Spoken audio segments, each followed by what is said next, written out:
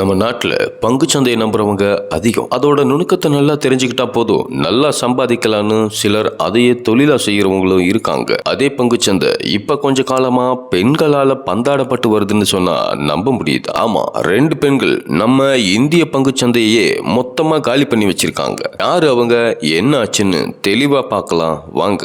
குருபாய் அம்பானி காலத்துல இருந்து இப்போ அவர் பேரன் ஆனந்த் அம்பானி வரைக்கும் இந்திய பங்குச்சந்தையில பல திருப்பு முனைகளை பார்த்திருக்கு. குறிப்பா பங்குச்சந்தை ஒழுங்காற்று வாரியத்தின் தலைவர்கள் மேல இதுவரை பெருசா எந்த புகார்களும் வரல. ஆனா அவ்வளவு பெரிய பதவியை பெண்கள் அலங்கரிச்ச பிறகுதான் ஒவ்வொரு பிரச்சனையா வந்துகிட்டு இருக்கிறதா சொல்லப்படுது. இதுவரைக்கும் பங்குச்சந்தைய 2 பெண்கள் நிர்வகிச்சிருக்காங்க.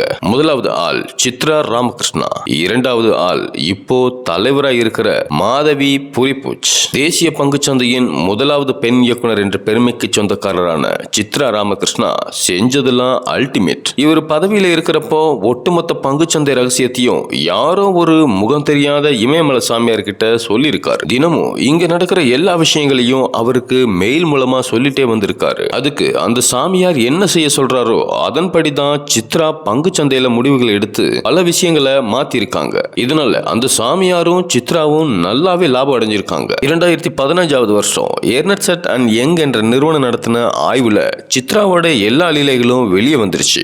உடனே இவர் மேல எந்த விசாரணையும் செய்யாம பதவி விலக சொன்னாங்க பங்குச்சந்தை இயக்குநர்கள் குழு. இவர் தப்பு செஞ்சிருந்தாலும் பங்குச்சந்தையில அவர் செஞ்ச பல நல்ல விஷயங்களுக்காக அவர் மேல நடவடிக்கை இல்லைன்னு சொல்லிடுச்சு. ஆனா போன் போட்டு கேட்ட வேற ஒரு கேஸ்ல சித்ரா அரெஸ்ட் செய்யப்பட்டாங்க. அப்புறம் யாரு அந்த இமயமலை யோகின்னு ஒரு பெரிய தேடுதல் வேட்டையே நடந்துச்சு.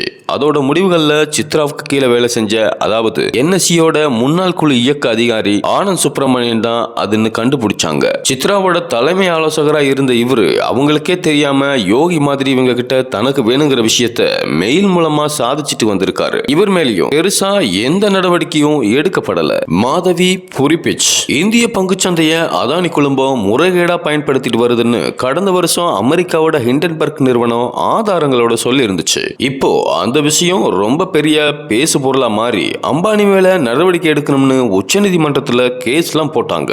ஆனா இந்த கேஸை விசாரிச்ச நீதிமன்றம் இதுக்கு நாங்க ஒன்னும் செய்ய முடியாது, செபியே இந்த கேஸை விசாரிச்சு தீர்ப்பு வழங்கும்னு சொல்லிட்டாங்க. பிறகு இந்த விவகாரம் செபி கைக்கு போனுச்சு. அதுக்கு பின்னாடி ஹிண்டன்பர்க் விவகாரம் பத்தி செபி பெருசா கண்டுக்கல.